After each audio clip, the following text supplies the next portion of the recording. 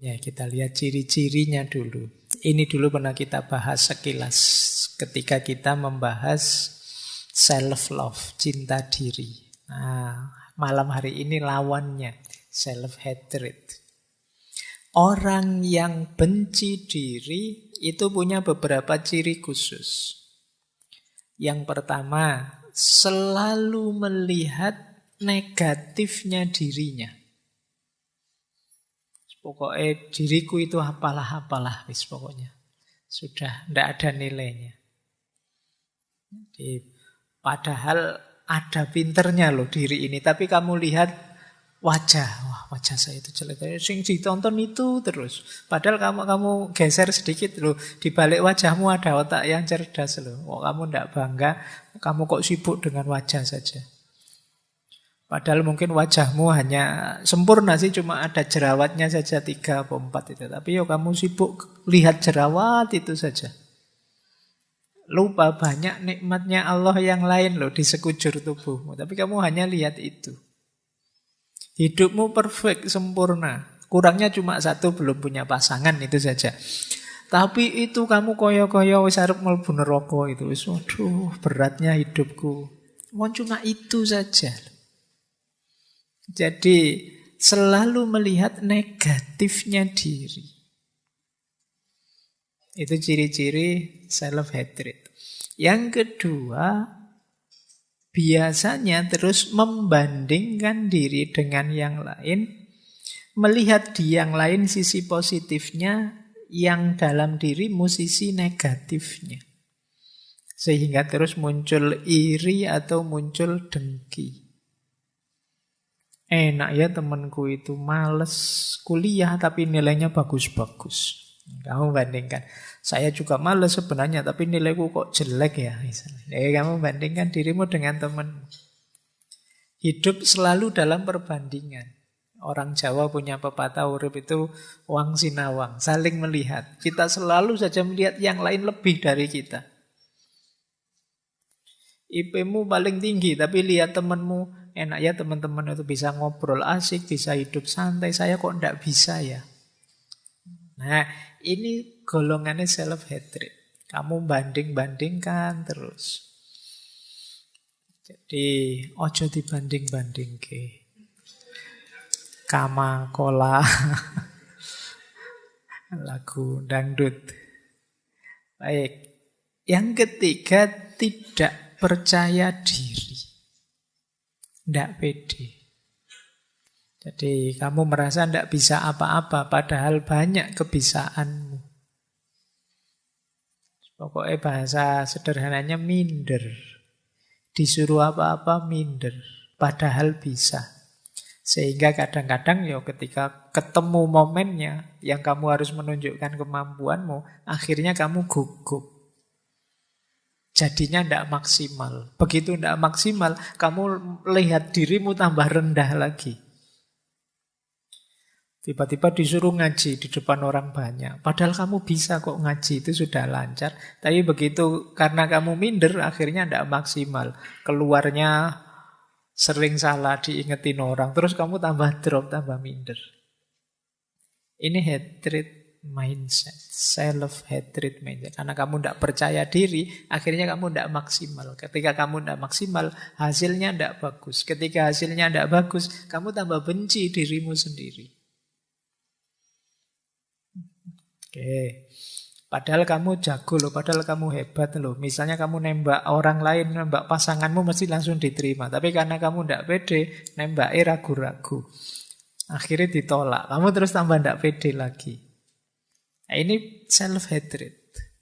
Siklusnya. Yang keempat, ciri bahwa teman-teman benci dengan diri sendiri apa? Sulit menerima pujian. Wong orang itu sudah jelas-jelas muji kita loh, tapi kita merasa Anda itu mesti basa-basi saja. Ini mesti ya karena teman sendiri sih, yo ngomongnya mesti ngono. Coba di belakang ngomongnya mesti beda. Kita sulit dipuji, jadi dipuji orang kalau kita merengut saja, dipuji orang kita mencucu saja. Kok ndak seneng dipuji orang? Itu paling basa-basi, Pak. Itu ndak serius mesti. Ini self-hatred. Padahal mungkin orangnya tulus. Melihat kita mampu terus dia puji. Seandainya toh dia basa-basi, kita kan bisa membaca itu berarti dia menghargaiku, tidak ingin menyakitiku. Di titik itu pun kita kan tidak harus drop, tidak harus anti dengan pujian. Bahwa pujian itu membuat orang terlena, tapi kan kita menolaknya kan tidak harus segitunya. Jangan kok dipuji, wah hari ini kok ganteng sekali mas. Kamu basa-basi ya, mau ngomong yang enak saja, yang lainnya ya enggak. Ya diterima saja. Jadi sulit menerima pujian. Kemudian merasa bahwa orang-orang itu mesti melihatku semua dan secara negatif. Jadi kalau pas jalan misalnya ada orang nongkrong pinggir jalan, ini lihat aku, mesti lihat aku nih. Bajuku ada yang salah enggak? Terus rambutku ada yang keliru enggak? Pokoknya aku kelihatan pucet enggak? Kamu bingung, merasa orang itu matanya lihat kamu semua. Dan kamu terus merasa kecil, merasa salah apa ya aku? Kurang apa ya aku? Itu salah. Padahal orang di pinggir jalan itu kan ya biasa kan ada orang lewat ya dilihat, tapi ya enggak segitunya kok. Wah, mesti perhatian enggak begitu. Ya kayak kalian nongkrong, misalnya kalian yang di pinggir jalan, ada orang lewat kan biasa saja. Ada temanmu lewat ya biasa saja, tapi yang lewat merasa nonton aku ya mesti. Ngomong jelek ngerasani ya mesti. Akhirnya kamu gitu, curigamu. Jadi pokoknya kamu anggap orang lain itu enggak suka kamu semuanya. Ini self-hatred. Jadi kamu memberi dirimu beban yang sangat berat.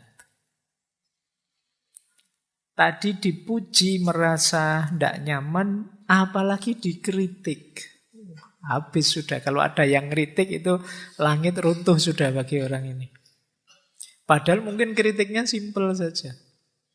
Mas itu di mulutnya ada nasinya loh. Kamu malunya kayak habis melakukan apa? Biasa saja, ya kritik kecil saja. Sederhana saja. Mungkin kadang-kadang ya kritiknya penting. Tapi kan orang yang self-hatred ini begitu dikritik, ya dia merasa bahwa dia hidupnya sudah rendah, hidupnya sudah kotor, hidupnya sudah kacau, hidupnya sudah tidak di rel yang seharusnya. Jadi ini berarti kalau teman-teman sering begini ya coba dicek jangan-jangan ada gejala self-hatred tadi. Jadi kita terlalu benci dengan diri kita. Jadi kita waspada dengan diri kita sendiri.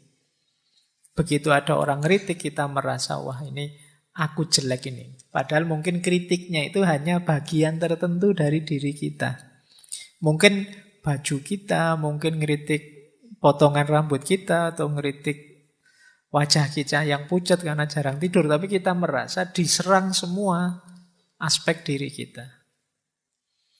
Nah, tentang kritik ini ya memang butuh ketahanan mental sendiri. Tidak sembarangan orang senang dikritik. Tapi orang yang hatinya luas dan terbuka biasanya lebih mudah menerima kritik secara positif.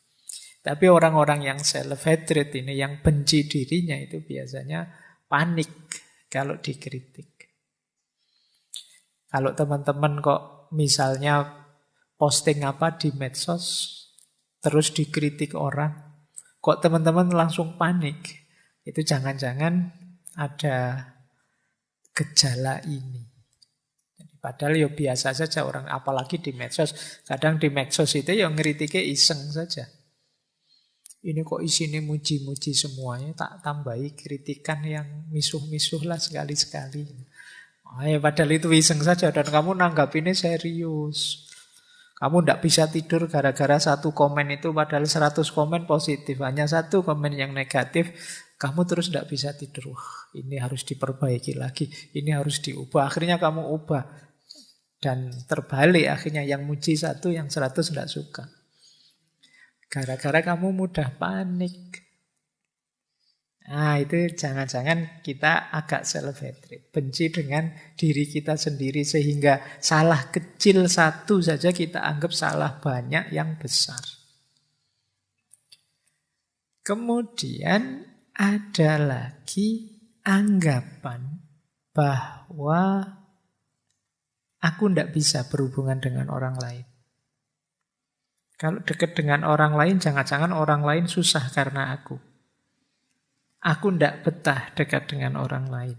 Nah ini cara berpikir seperti ini ya, kemungkinan ada gejala self-hatred.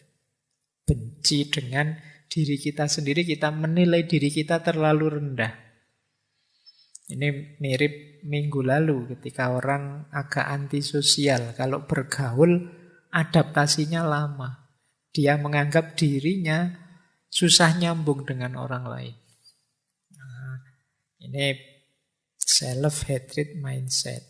Bahkan sampai yang terakhir tidak berani bermimpi macam-macam. Tidak berani bercita-cita tinggi. Cita-citanya apa mas besok kalau sudah lulus kuliah? Tidak tahu saya apa ya saya bisa, apa ya saya mampu, apa ya saya... Ya, kalian kalau jawabannya begini ada gejala self-hatred. Kalian tidak percaya diri bahwa kalian bisa. Sudah lulus sampai semester 6, sekarang bisa apa? Tidak bisa apa-apa saya itu Pak, tidak tahu ini. Itu rada minder gitu, jangan-jangan kalian benci dengan dirimu sendiri di kadar tertentu.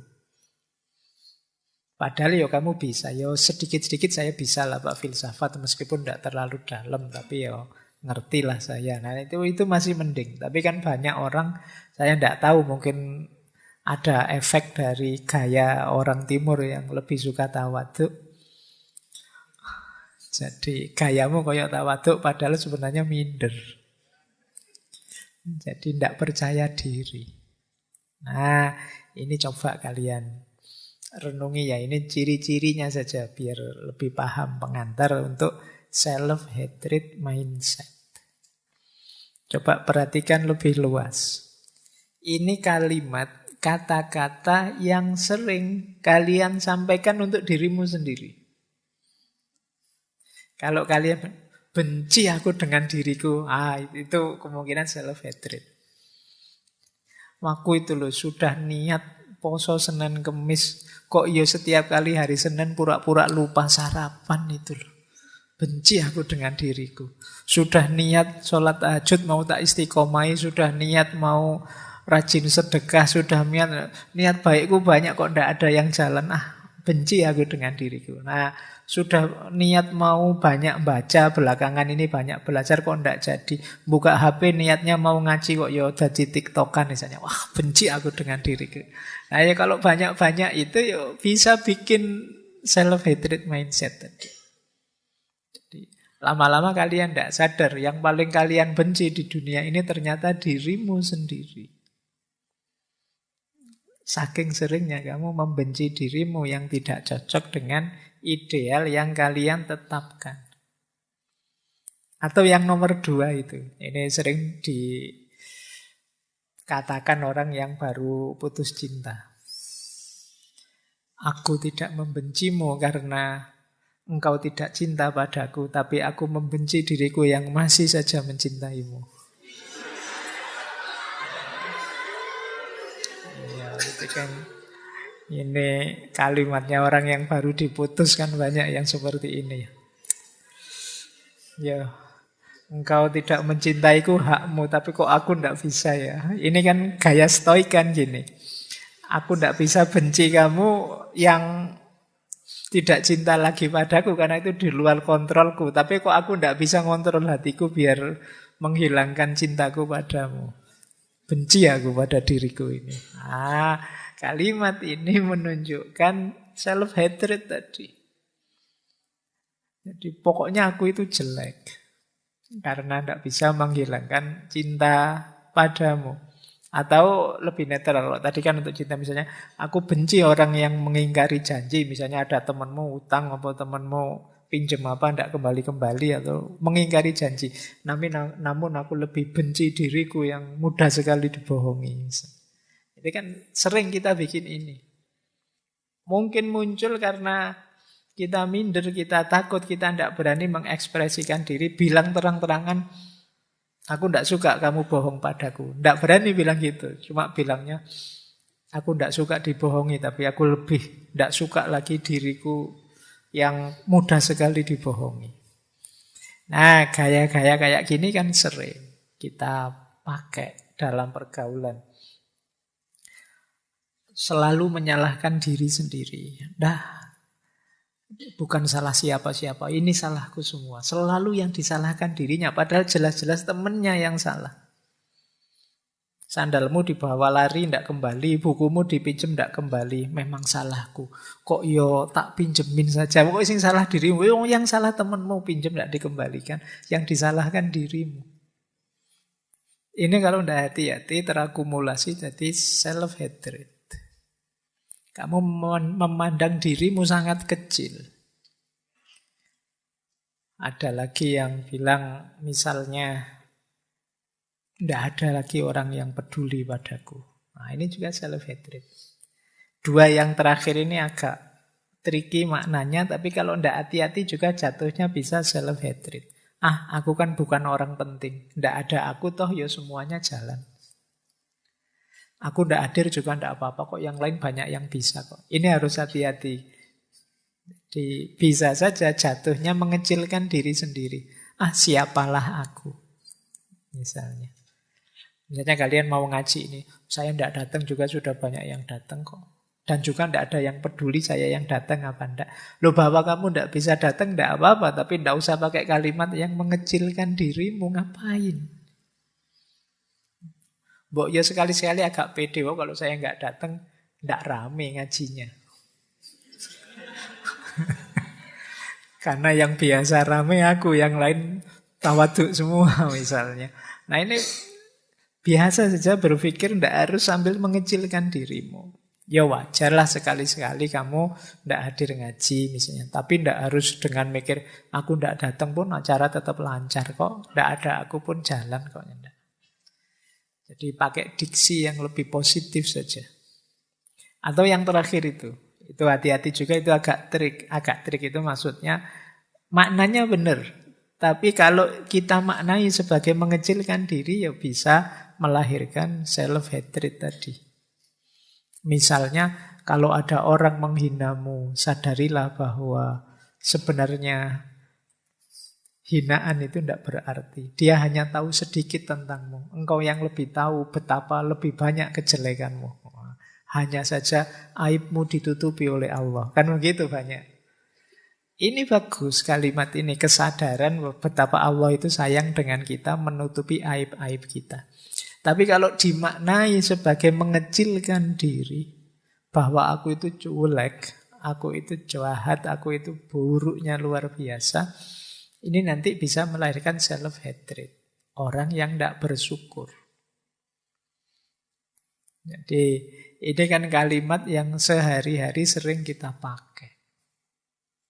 Yang kita tidak sadar membentuk kepribadian benci diri. Ya orang yang membenci dirinya ya tentu saja sulit berkembang, sulit maju, sulit mencapai sesuatu. Wong dia tidak percaya dengan dirinya. Menganggap dirinya tidak kapabel, tidak mampu, layak dibenci. Maka ayo latihan pelan-pelan untuk tidak mudah jatuh pada self-hatred. Benci pada diri sendiri.